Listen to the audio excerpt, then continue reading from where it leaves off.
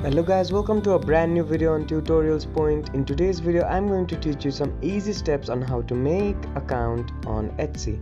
Now firstly, to make an account on Etsy you'll have to make sure that your device is connected to the internet and then open up the Play Store application on your device.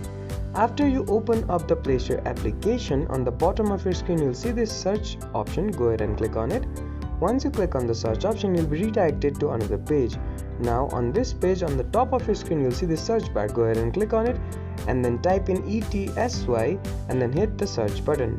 After you hit the search button, the Etsy account or the Etsy application will appear on your screen. Now once you click on it, you'll be redirected to the Etsy accounts or the applications page. Now on this page, simply click on this install button.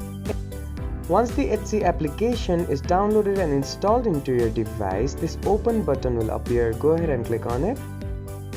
Once you click on the open button, the Etsy application will open up on your screen. Now on the top right corner of your screen you can see the continue as guest option. If you click on that, you can explore the Etsy application without even opening up a profile.